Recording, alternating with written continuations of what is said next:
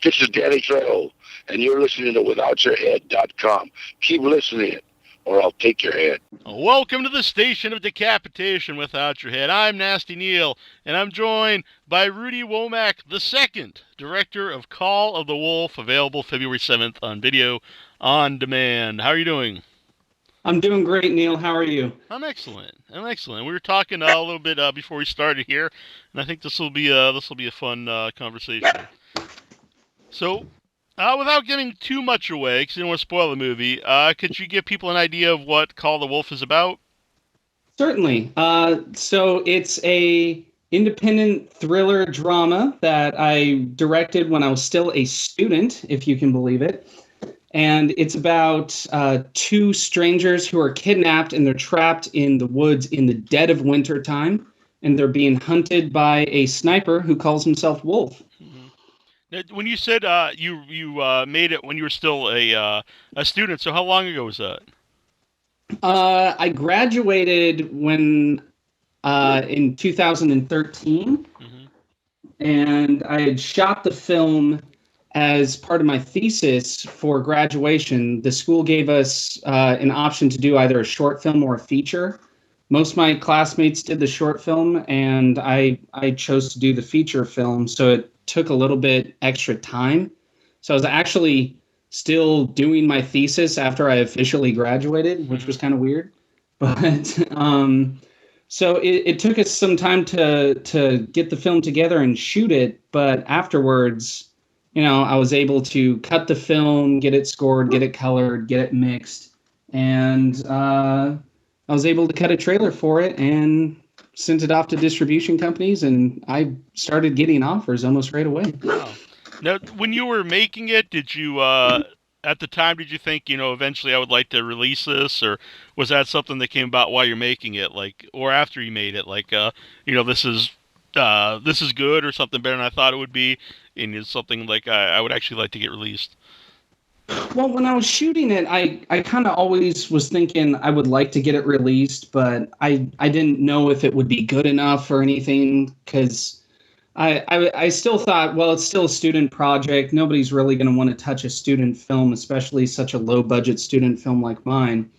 And I actually cut the film in its entirety. I did an edit, and one of my friends came over and was watching it. And as I was watching it with them, at the time, I went and got a job as an editor, so I got a lot of experience as an editor. I was watching the film. I was like, man, I could do a much better job with this thing. And so I cut the film a second time all the way through, completely redid the sound, completely redid the color and everything. And afterwards, I showed it to my boss. And I mean, my boss is kind of a hard guy. He's kind of, very, very strict and very opinionated.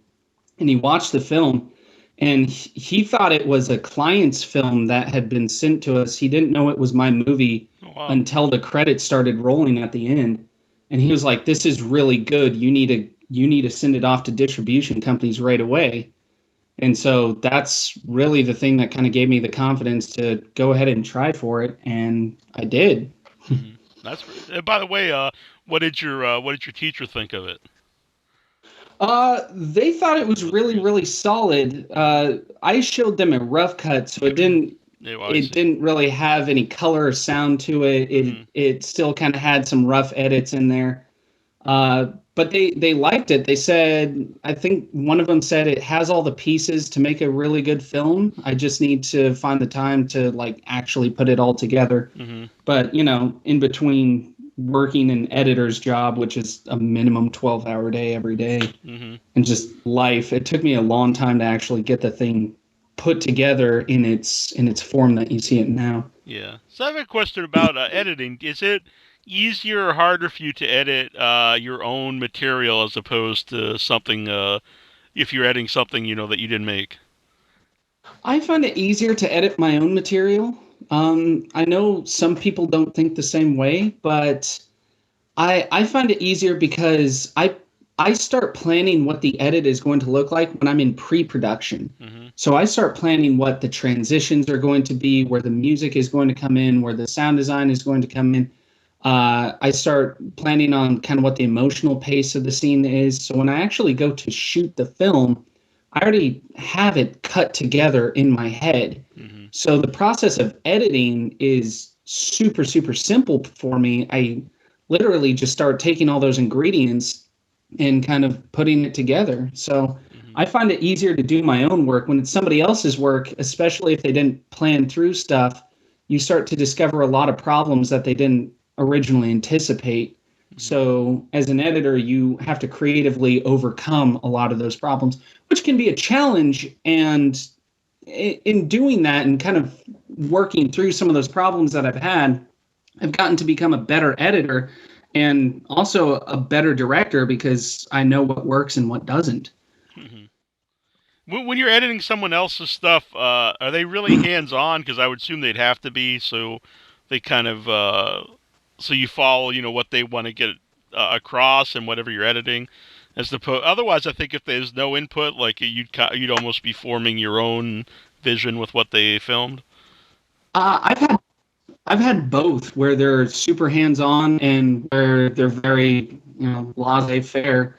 They just kind of let me do my own thing. There are definitely are challenges with both. There are advantages to both. I prefer producers and directors that kind of split the difference, that have a vision that they want to execute, but are also willing to give a little bit of creative control over to the editor, because the editor is the second director. They can really make or break a film.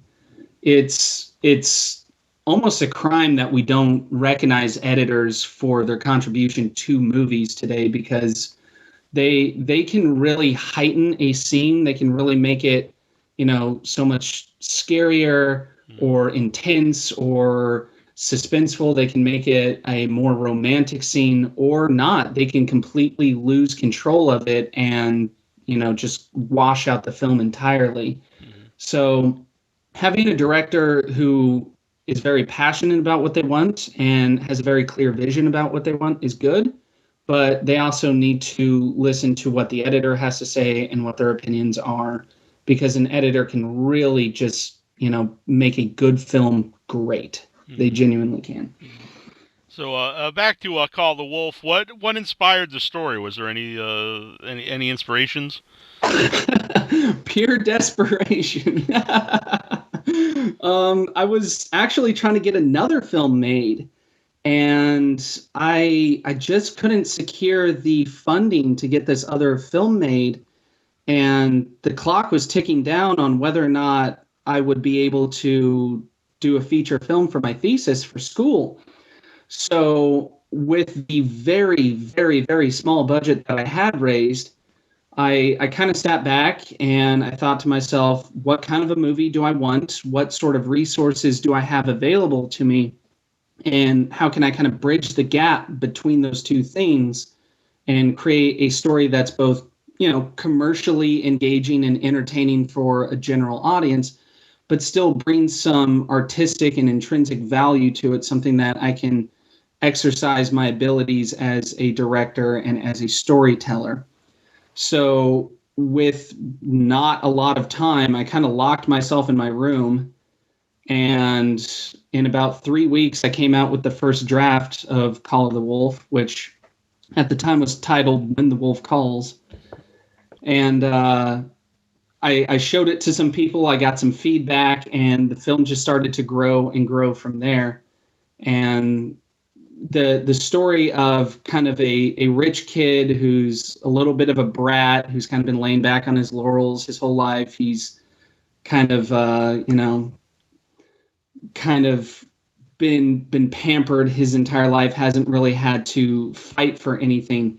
And his transformation of being dropped into the middle of the forest in the wintertime and just forced to survive, that sort of evolved over a course of a few weeks. And before I knew it, I had this great feature, and I had a wonderful crew and cast set, and we were heading off to the mountains of Wyoming to go shoot the movie. Mm-hmm. No. Like how is that where you lived anyway, or was the mountain? Did you live like in that area? Yes and no. I kind of migrated between Cheyenne and that area, the Snowy Range Mountains. So I was very familiar with the Snowy Range Mountains. I spent a lot of time up in those mountains when I was a kid.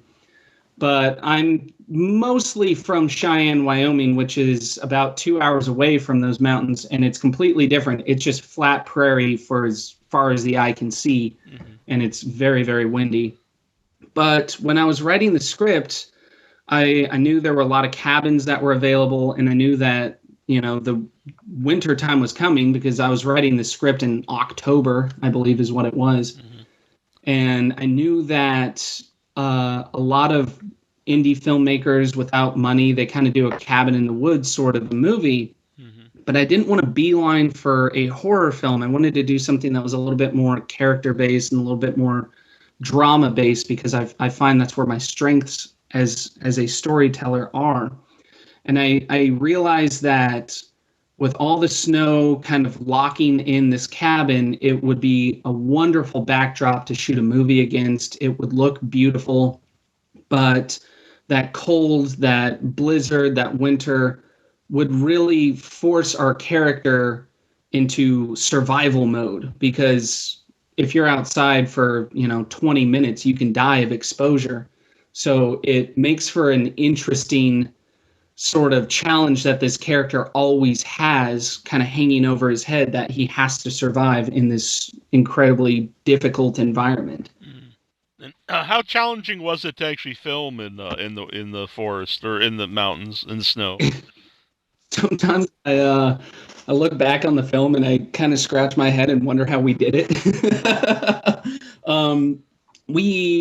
We had to snowmobile to locations, so you can't drive there because the snow is waist deep. So you actually have to snowmobile in.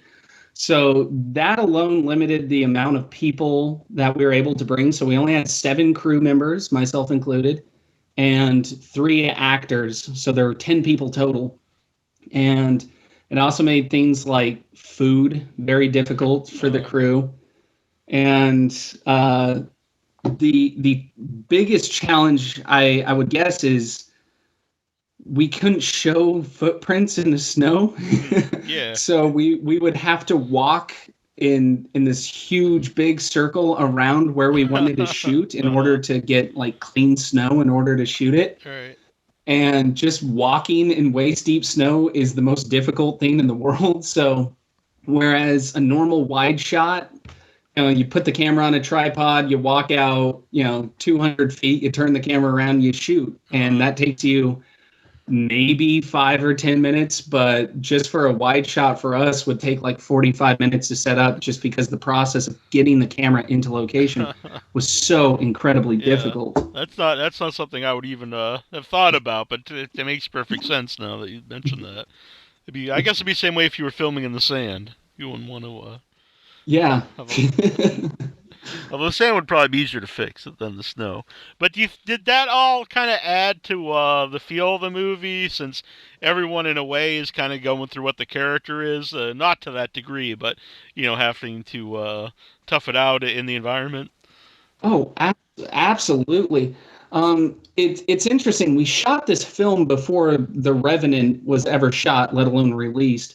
But I was reading an interview, and Alejandro Inarritu said something like, yes, the filming conditions were very difficult, but had we shot it in a studio where everybody was comfortable, yeah, sure, everybody would have been comfortable and fine, but the film would have been terrible. And having done a film kind of similar in a similar environment, I agree so much. The challenge of shooting in the middle of a blizzard at 10,000 feet of altitude in the dead of winter in the mountains is really tough, but it brings such a quality to the picture that you would never be able to capture anywhere else. And it definitely enhances the actors' performances, because, the simple fact of they don't have to pretend that they're cold because it's negative 15 out and they're getting a face full of snow really, really informs their performance and makes them push that much harder in order to get emotionally where they need to be. Now, I'd read that you worked previously with the lead in the film, Alexander Ristic. Did you create that role with him in mind?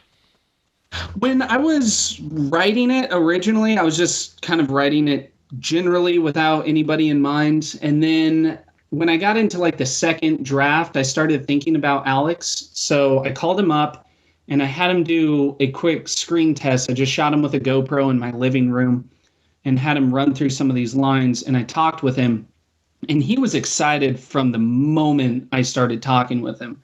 I was like, man, we're going to go in the middle of nowhere. It's going to be in the snow. It's going to be freezing. It's going to be miserable. It's going to be cold. And he was like, yeah, let's do it. It's going to be great. And I'm like, wonderful. That's a great attitude to have. Well, a lot of quote unquote actors here, unless it's something local or something super easy, they won't do it. But I mean, you have all these shots of Alex literally bare hands, face down in the snow, crawling, and that's him doing it. And it didn't matter if it was take 6, 7, 8, 9, 10. He was full energy. He was very excited to do it. He was an incredible decision, and I'm so lucky to have worked with him on this project. Mm-hmm. Do you see any of yourself in any of the characters in the movie? Uh, yes and no. I kind of start with archetypes when I write, and then boil them down to who they are as people. So when I started thinking about Lester, not so much myself, but I thought about all the terrible like stereotypes of my generation, like millennials, that were lazy and were narcissistic, and we think only about ourselves. And so I put a lot of those elements into Lester, but I put a lot of good elements as well. Although he is a little bit of a brat towards the beginning of the film, he takes up all these challenges and he drives through them. It becomes sheer determination and sheer force of will that gets Lester from point A to point B to point C all the way to the end of the film, and he changes dramatically as a person in doing it. Mm-hmm. And so I put a lot of what I see my own generation. We are given a lot of very difficult challenges and we overcome them, and I feel like we don't get a lot of credit for overcoming them. But we do it and we persevere, and I put a lot of that into Lester. I just wanted to ask about Wolf's accent, because I'm probably guilty of this myself. I think sometimes if you people who aren't from the South, or if they hear like a kind of a Southern accent, you kind of think that character's like dumb, and I think that added to it, because obviously the guy hears that and maybe he's kind of off put by that, but at the same time, this is a guy who knows how to survive in the elements and has one up on Lester. So it's interesting that you bring it up, because there is this stereotype of having a Southern accent and being dumb. And about half of my family, my mother's side of the family, comes from the South. Mm-hmm. And my great uncle had a very, very, very thick Southern accent, and he worked on the space shuttles. He was an engineer on the space shuttles. He's one of the most brilliant men that you'll ever meet. But just his accent alone, you could kind of tell that people didn't respect him as much. Mm-hmm. And I liked that dichotomy. I liked that kind of tearing down a stereotype, playing off of what the audience's expectation of something is, and then turning it on its head. So it's one of the reasons that I decided to give Wolf such a heavy Southern accent, but show that he's actually a brilliant survivalist, and he's actually very well spoken. If you listen to some of the things that he says, he's quite an intelligent character. Mm-hmm. Yeah, like I said, I like that about the movie too, because I think there'd be a lot of people in the audience who would think that initially. Like I said, even myself, even though I wouldn't want to, I try not to, but it's just something sometimes you think of when you hear that accent. Yeah. Then, so no offense to you or your family or anything. No, not at all. It's actually your reaction to it is one of the reactions I wanted to elicit from my audience. So it's quite a compliment, actually. Also about the snow, was it ever hard to shoot just because of the light like reflecting off the snow? Oh, yes, that was a huge challenge for us. So the lighting was incredibly difficult because it wasn't just a bright day, it was a bright day times two because you had all of that light beaming off of the snow. And it was also very difficult for continuity because the weather on those mountains changes like all the time and without warning. So we would be in the middle of a scene, shooting a scene, and then suddenly a blizzard would hit. So we would have to stop shooting that scene and come back to it a day or so later and just trying to match the continuity between what we had already shot and what we were going to continue shooting was very difficult. But in order to overcome that, we would prep multiple scenes every evening. And depending on what the weather reports were for the next day, that's what we would go ahead and shoot. So a huge prop to my actors because they would literally have to memorize multiple different scenes with the expectation of if the weather's good, we're going to shoot scenes, 14 and 53. And if the weather's bad, we're going to shoot scenes, 126 or whatever. You mentioned earlier about adding the score and everything to the movie, and there really isn't a lot of score in the movie. And I actually thought it was a good use of silence in some scenes. It was like right when Lester gets off the phone with Wolf the first time, and then it's just like a lot of silence. And I thought that really worked in the movie. And was that anything you thought about? Because it seems like there is a lot of silent moments in the movie. That all plays into the pacing of the film. When I first pitched the idea to my teachers, they all had a heart attack that I wanted to make a really slow-paced thriller because that doesn't make any sense at all. Usually thrillers are fast-paced and edge-of-your-seat sort of films, and I wanted to do something that was a little bit more exaggerated and slower. And one of the things I talked to them about was having a complete lack of in-your-face sound design and just letting the silence settle and letting the audience just kind of absorb what is going on visually more than anything. So when I talked with my composer, like all composers, he wanted the whole thing wall-to-wall music, so I kind of had to dial him back a little bit. But he came up with this great idea of using an instrument called a bazantar, which is a stand-up bass with sitar, which is the Indian guitar, with those strings kind of put alongside the strings on the on the stand-up bass, so they're sympathetic strings. So you get these really deep, groaning, bassy sort of sounds, but you also get this kind of odd, metallic-y, high-pitched sound as well when he plays that instrument. So it created this atmosphere and this mood for the score that I just fell in love with from the very first moment I listened to it. But I knew I had to use it sparingly because otherwise it would get very old very quickly. So I actually marked all the places that I wanted music, and then I forced myself to remove half. And I think I removed just a little bit more than half. I think I removed actually like 60%. So I forced a lot of silence and a lot of stillness into the film. And I feel it has this effect of being a little bit more meditative and a little bit more contemplative, which again reflects on what the character Lester's going through as he has to power through this entire situation he's found himself in. I think it totally works. I also thought it kind of gives a sense of, at that moment he's totally alone. It's just him. Yeah. And The isolation on that note, the isolation was a big challenge originally writing the script, because to make just one character on the screen interesting for a 90-minute runtime or 100 minutes is what it really ended up being was a challenge. But having that silence, I think, just reinforced the point of he's kind of on his own. And there's really only 3 characters in the whole movie, and so I think that would have added pressure on casting people in the movie, because if there's only 3 people, if one of them doesn't do a good job, that kind of takes, especially the main guy.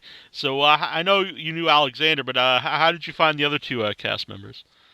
Well, I met both of them previously, and I had actually worked with both of them on other projects as well. I met Matthew Oliva, who plays Wolf, and originally the movie that I was trying to raise funding for, Matt Oliva was actually going to be the lead of that movie. And when we didn't, you know, get that movie made because we couldn't get the money together for it, I sat back and I talked with him, and things being as it were, he was like, listen, I'm kind of limited on what I can do job wise and everything. So unless I'm like the lead of a feature, I can't really do a lot. And I was like, great. So I'll just use your voice a lot. And he was like, yeah, great, no problem. And so he and I started kind of developing the character of Wolf from the voice up. We were more focused on what his vocal content is, what exactly his dialogue was going to be, and just the quality of what his voice was going to be. And we developed that for a while, and I rehearsed quite a lot with him and Alex. But as I was going through draft after draft, I realized Lester needs a little bit of a catalyst. He needs somebody to reinforce the change that he's going to go through. And so that's why I started to develop the character of Viviana. And she doesn't even come in until about, 40 minutes into the film before she's like actually on the screen and present. And she really becomes a reinforcer of the changes that Lester goes through. And she does it not by encouragement, but by discouragement. Almost every single time she's on the screen, she's having a fight with him. She's arguing with him about something or trying to convince him of something. But either way, she's pushing him in a certain direction. And even though he's begrudgingly moving in that direction, he does eventually. And I think that's very important for his character. And as I was kind of working out this character, Viviana, I really only had one person in mind, and that was Cynthia Bravo. So I talked with Cynthia about it, and she got very excited about the film. So she hopped board no problems, and I was very lucky to have her as well. Mm-hmm. Yeah, she does a great job.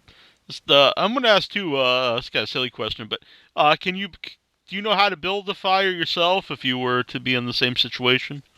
Oh yeah, I know how to camp outside in the snow and everything. So the scene where they go and they build the snow cave, I actually had to teach the actors how to build the snow cave, and I built it myself. Oh, nice.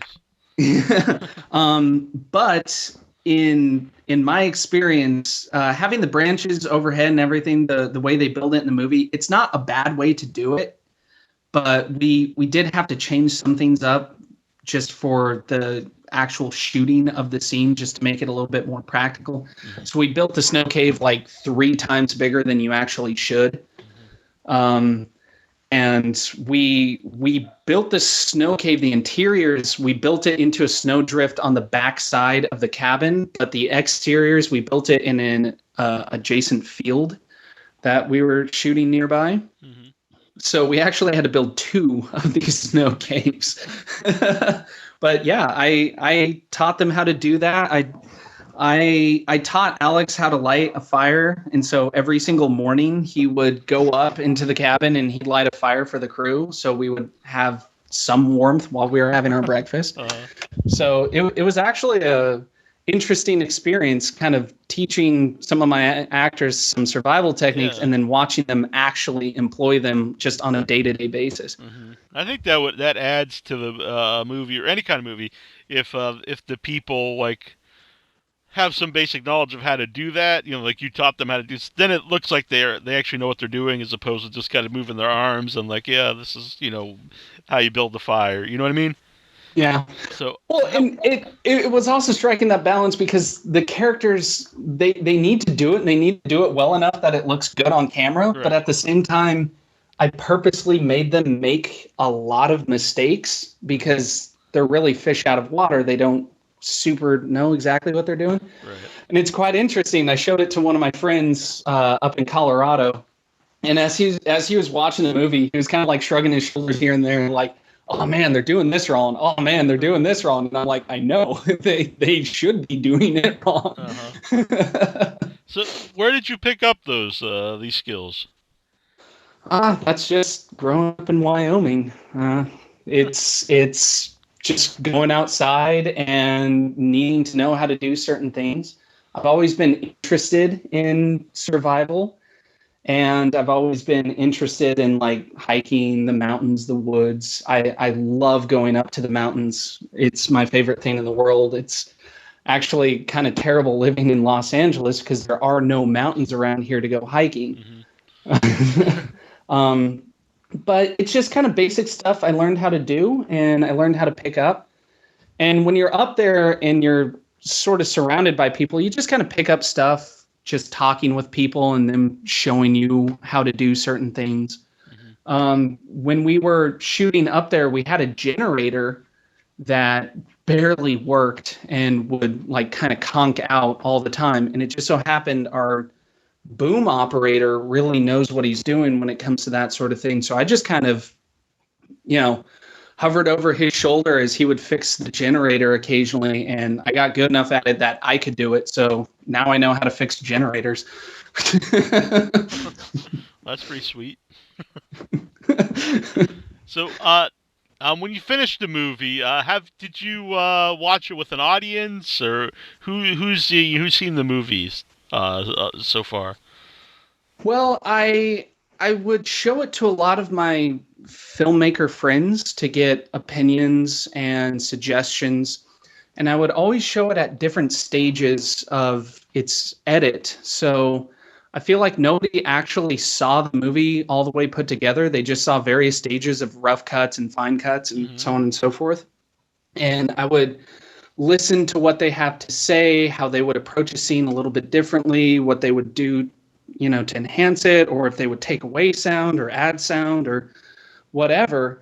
And eventually I got the whole thing put together and I did a cast and crew screening, and a lot of people brought their friends and family. And that was the first time I had ever shown it to people who hadn't, seen the film before or didn't really know me, if they were just like friends of cast and crew. And we got some genuine good reactions. One of the big things I kind of had my fingers crossed, I have very small, tiny moments of tongue-in-cheek humor kind of sprinkled throughout the film, just enough to kind of lighten the mood occasionally, just so it's not so dreary all the way through. And there was one, I think it was where Lester's walking in the woods and he just trips and he falls down. It's just very simple stuff like that. And, I got a laugh out of the crowd, and I was like, great, that's how I know it's drawing people in, because they're invested enough that they can just laugh at somebody falling down. When you go back to when you're talking about, when to make a slower paced film, what was your reasoning behind that? Is that the kind of movies you like? Yes, and I didn't know that was the kind of movies I liked. The one bad thing about being a filmmaker from a place like Wyoming is there are no movies up there. I grew up when Blockbuster was still a thing. Yeah. So I would go to Blockbuster when I could, and I would rent movies, but I would just rent the same kind of movies like my parents wanted to watch. So usually just very generic, shoot 'em up, blow 'em up sort of movies. And I just thought that's what movies were. Until I went to film school and I discovered, wow, there's a whole world of movies out there. And somebody had shown me Stanley Kubrick's 2001: A Space Odyssey. I didn't even know Stanley Kubrick was a person, let alone a filmmaker, let alone 2001: A Space Odyssey even existed. I didn't even know that till I went to college. And I know, I feel so naive, but I watched that and my jaw hit the floor. I didn't know they made movies like that. I thought the only like sci-fis were The Matrix and Star Wars. Right. I had no idea that you could do these elaborate, very delicate films like this.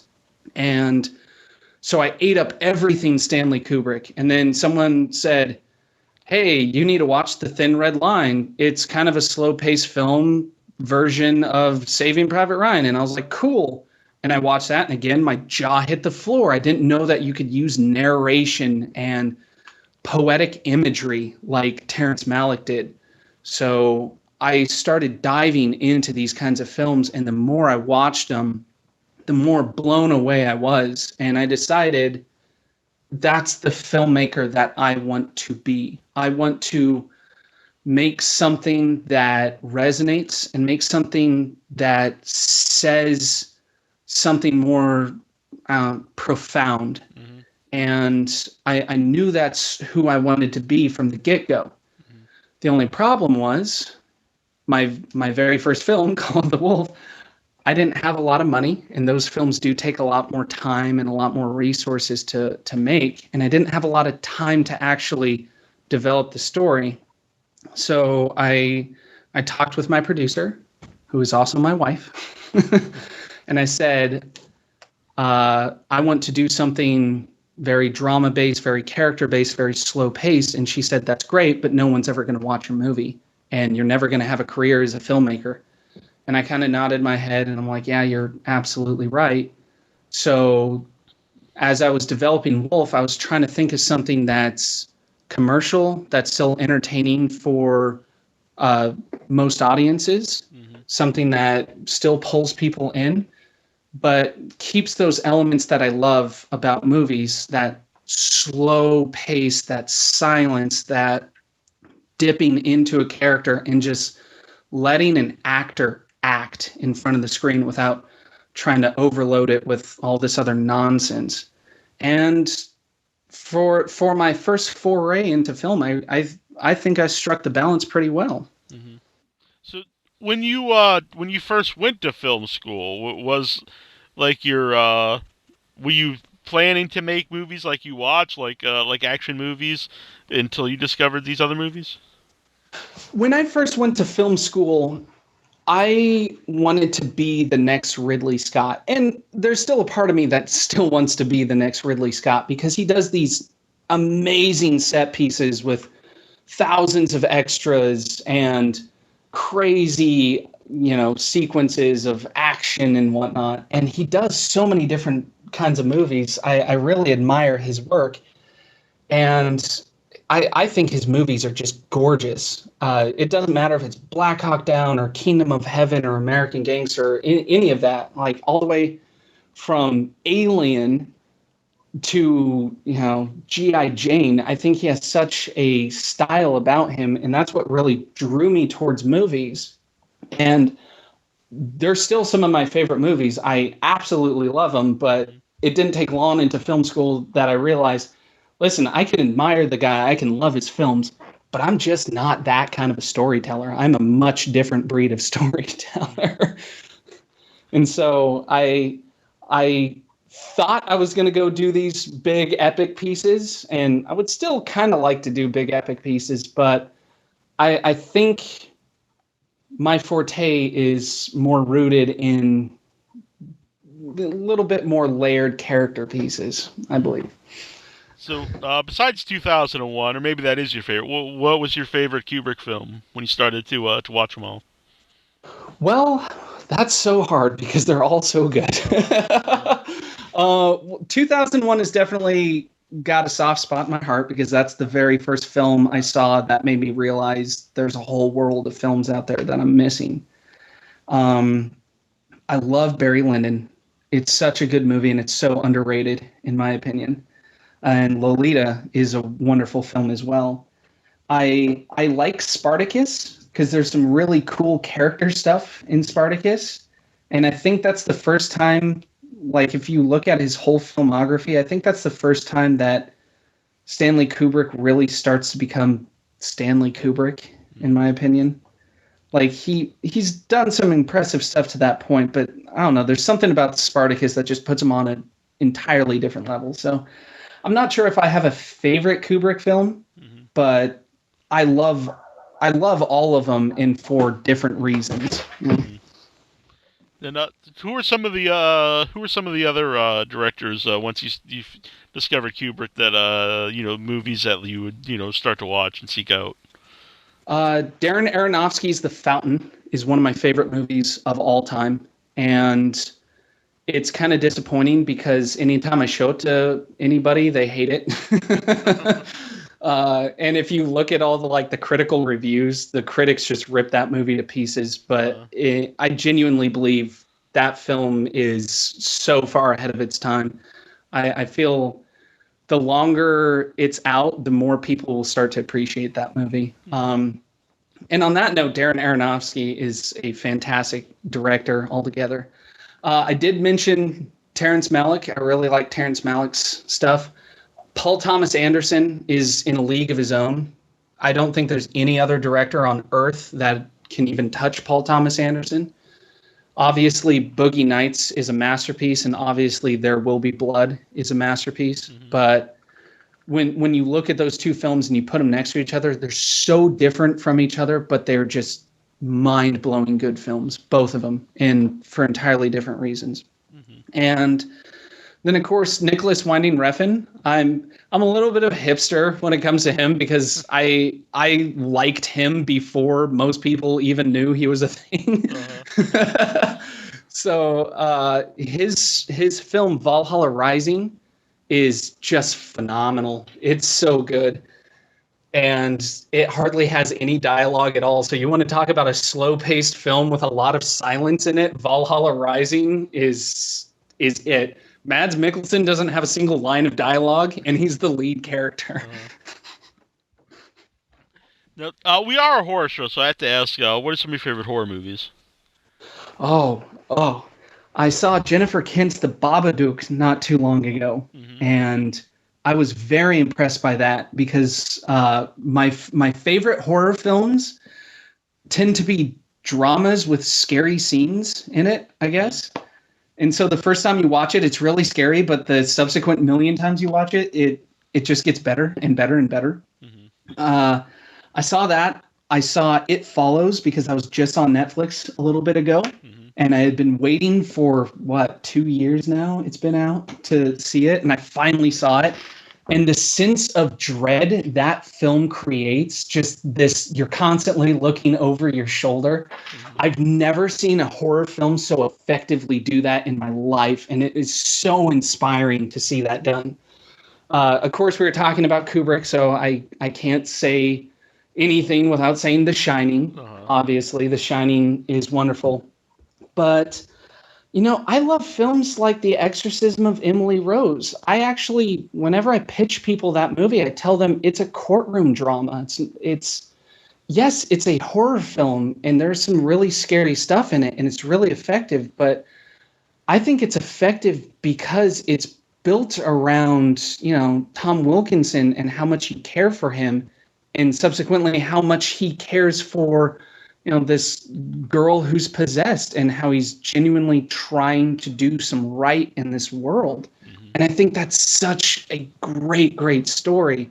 And it just makes scenes even scarier because the stakes are so high. And I also recently saw a horror comedy out of New Zealand, and it's called Housebound. Have you seen Housebound by any chance? I don't believe I have, but I would check this out. It needs to be the top of your list. It is so funny and so effectively scary all at the exact same time.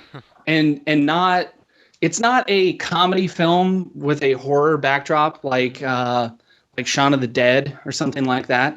It's genuinely a good horror film with genuinely good comedic scenes interwoven throughout the film.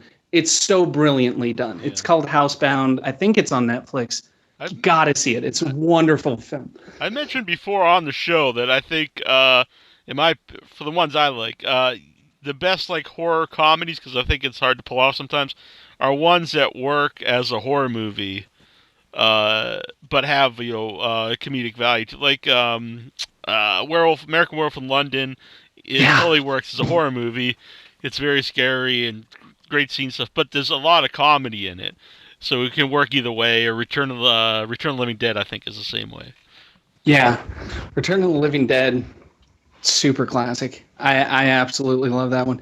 If we're gonna really turn back the clock, I would say, now that I'm thinking of it, my favorite horror movie in the world would be The Bride of Frankenstein. It's It's a film I literally picked up because I needed to start educating myself on older films. Mm-hmm. And I just expected it to be hokey. And instead, it's an incredible film with a lot of very relevant commentary on society, even relevant to today. Mm-hmm. And it's executed just so brilliantly. Doesn't matter how old it is, it's done so wonderfully. Mm-hmm. I love The Bride of Frankenstein. I agree 100%. The Frankenstein and Bride of Frankenstein, I think, are two of the best horror movies, and they totally still work today. Even the makeup and everything still works. But Oh yeah, these movies, it aged so gracefully, and it's incredible to see a film like that. I mean, it was made in the 30s, so we're looking at an 80-year-old film here, and it still looks completely legitimate. It doesn't look cheesy or hokey or anything. mm-hmm. It was a few years ago. Annabelle and I were lucky to live by some theaters that show older movies, and they do a 12-hour horror movie marathon every Halloween. And one of the headliners of I think it was 2 years ago, was the original Frankenstein. And I'd seen it a million times. It was the first time she ever watched it. But and to see it on the big screen was like, I've seen it on the TV millions of times, but to see it on the big screen, there was something really special about that. Uh, First off, what an incredible experience to go see something like that on the big screen. Mm-hmm. I took my wife about, I would say it was 2 years ago or something like that. She had never seen The Nightmare on Elm Street. Mm-hmm. And there was a screening, and it had an original 35 print. Yeah. Original 35 print. And we went and we saw it, and man, like, she had never seen the film before, and I was so jealous because it's an original 35 on the big screen and everything. She's enjoying it. Mm-hmm. And of course, she's like blown away that Johnny Depp was in it, and he's so young and everything. But that's also a film where it's aged so incredibly well because the effects are just so well done and well thought out. Yeah. It's such an effective movie to this day. The effects in it, I think, are way better than the effects of the remake. Especially like when he's coming through the wall, like that totally still works. And I know it was done. I've seen the documentaries. It's done with just like basically him just coming through like some kind of fabric. But and then the remake, it's done with CGI, and it looks totally lame compared to the original one. And it's like 20 years later, 30 years later. Because of laziness. I'm not on the band camp that says CGI is ruining films. I don't agree with that, but I take it to the extent of saying it's laziness that is ruining films. Mm-hmm. It doesn't matter if it's CGI or practical. It's why are you doing it? Is it the best way to do it? And if the answer is no, then why? Mm-hmm. If there's a better way of doing it, put in the extra effort, go the extra mile. And that's what's going to make your film better, period. Mm-hmm. Yeah, I mean, it really is just another tool for someone to use. And, if it's done properly, if something looks good, it looks good, no matter how it's done. Yeah, of course. So, horror. So, like I said, this is a horror movie show. Did you always watch horror movies as a kid, or was this something that you got into later? So, I wasn't allowed to watch horror movies as a kid. Which is kind of weird because I was allowed to watch action movies. And when you look at old action movies, they're probably objectively worse because, Rambo with a machine gun mowing down like 50 people was completely fine. But horror movies, for some reason, wasn't. Yeah, Commando. The first, I'm not sure if you would call it horror movie. I don't know. For me, it was because I was a little kid and it was scary. But The Mummy was the very first horror movie that I saw. Mm-hmm. And that movie terrified me when I was a kid. I was so scared about that movie. And now when I watch it, I think it's a comedy because it's so damn funny. Brendan Fraser is so funny. And John Hannah just kills it in that movie. He's so wonderful. So it's interesting how that perspective has changed, that movie was super, super scary as a kid. But now when I watch it, I enjoy it for an entirely different reason. It's like a adventure comedy to me, is what it is now. But I didn't start really getting into horror films until like I was able to go to the video store and rent them on my own. Right. And in Wyoming, even though there was like Blockbuster and Hollywood Video, they didn't really stock them very well. Mm-hmm. So a lot of my first horror movies were kind of like cheesy B movies. Mm-hmm. And originally that's what I thought horror was. And I always liked it because it just seemed so genuine. And even to this day, when I watch horror films, I don't really go to the huge, big budget horror films like The Conjuring or anything like that. Like, I'll tag along if a bunch of my friends are going, for sure, and I enjoy them. But I like the independent horror movies. I like the smaller movies. I recently saw, what was it? See No Evil 2, directed by the Sorska sisters. Soska twins, yeah. Yeah. And I really liked it.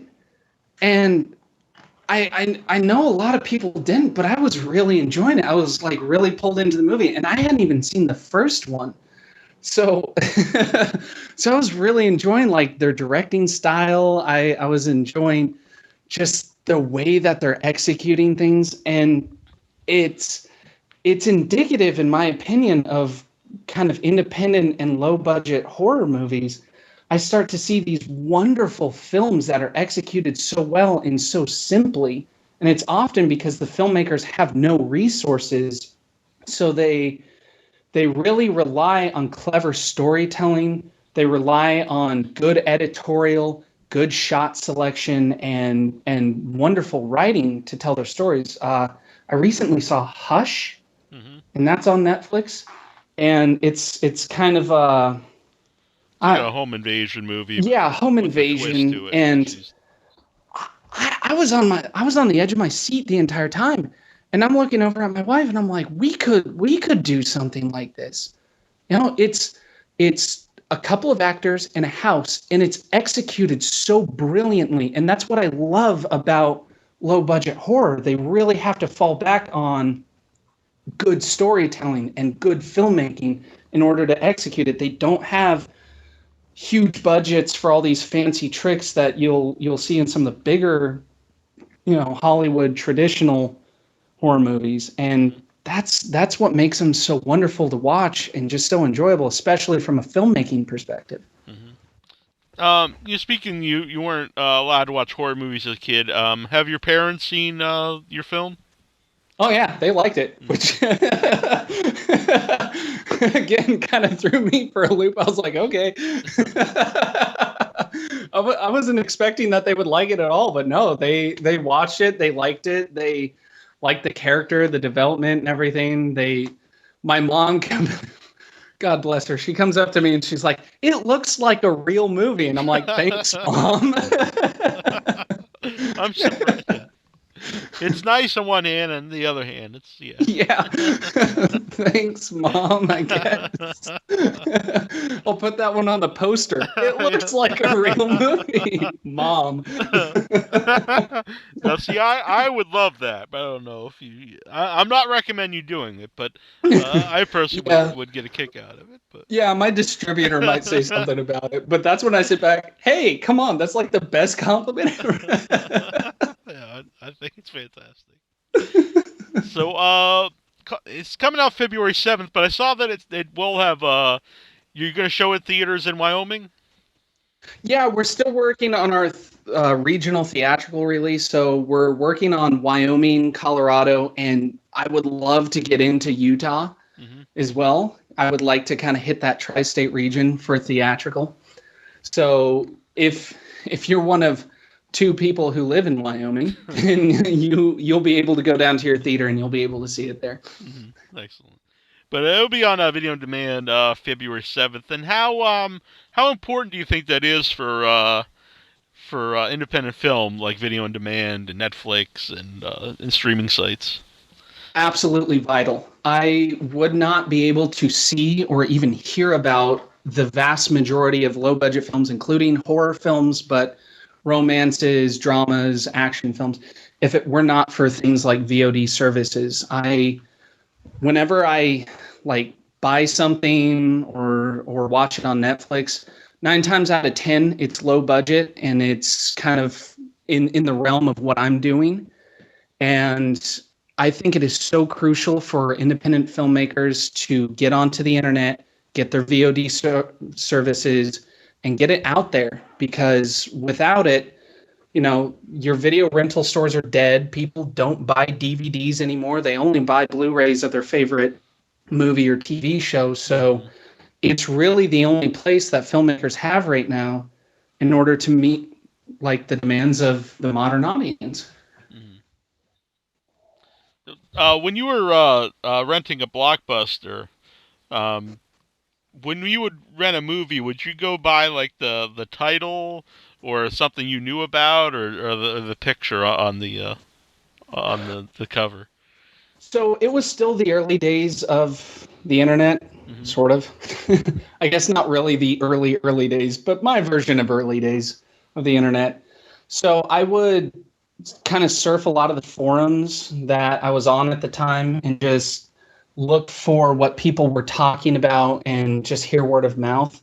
But the other thing that I often did, because I realized that as a filmmaker, I'm probably not going to get a studio project right off the bat because I'm not going to be able to bring in millions of dollars. I realized that my future was probably in DVD and VOD, that sort of a thing.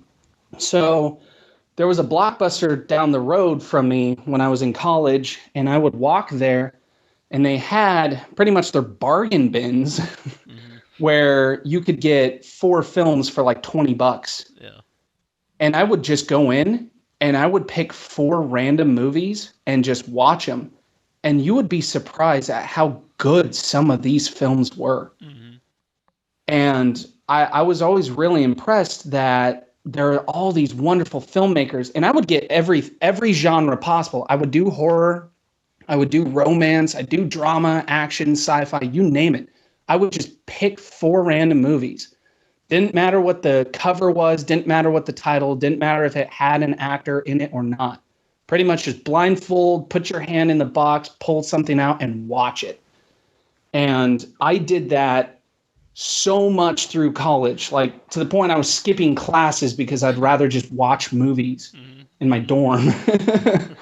And I think that shaped a lot of who I am as a director. And it really shaped a lot of what my expectation of what I'll be able to get with the budgets, or rather the non-existent budgets that I was working with at the time. And it really influenced what sort of movies I want to go out and make and what sort of movies inspire me. So, where's the best place for people to follow Call of the Wolf? So we have a Call of the Wolf Facebook page. It's just Facebook Call of the Wolf. We also started our pre-orders on iTunes, so you can go to iTunes and already pre-order the film right now. I'm also starting production on my next feature film already. So you can also go to my personal Facebook page, which is just Rudi Womack, and you can follow the progress of my next feature film and a couple of short films that I have in the circuits right now. Very cool. So what is the next feature film? So it's kind of a suspense thriller. It's this guy, he's from the wrong side of the tracks. He kind of lives a little bit of a checkered life, a little bit on the wrong side of the law, and he robs a pawn shop. Well, the robbery goes terribly wrong, and he locks himself in a rest stop bathroom. And he's got all this money and all these jewels from the robbery, and the police are just outside. And he has to figure out a very clever way to get the money and the jewels to his girlfriend with the police literally on the other side of the door from him. And it's an interesting film because as it progresses, we start to peel away these layers of the character and figure out all these events in his life that have kind of led up to this moment that he's stuck in right now. And you really start to discover a lot about him and his situation. And it's a wonderful thriller because you never know what's going to happen next. Things are always happening. Unlike Wolf, this is a little bit more of a faster paced film. But we have a lot of wonderful flashbacks and everything that keep it very engaged and very interesting for the audience. Very cool. Now, the movie you originally were going to make before you did Call of the Wolf, will you eventually make that? I would like to. It's a kind of a horror thriller as well. And it's about a detective whom is investigating a string of murders committed by his own son, who is a little bit mentally deranged. And as the detective is investigating, he kind of starts to lose his own grip on reality. And it's an incredible film that I would love to do someday. I just need to get that extra oomph behind me to go do it. Well, maybe eventually here. So, anyway, people should check out Call of the Wolf. I really enjoyed it, and it was, I think it was great talking to you, and I think people who listen here will agree. I hope so, anyway. Yeah, well, please go check out Call of the Wolf. It's available February 7th, and you can pre-order it on iTunes right now. Mm-hmm. Well, I had a lot of fun talking to you. Well, thank you very much, Neil. I had a great time being on the show. Excellent. Awesome. So, thanks, and I'll talk to you again sometime. Awesome. Thank you. Thanks, man. Hi, this is Caroline Williams from the Texas Chainsaw Massacre 2 and Sharknado 4. You're listening to Without Your Head.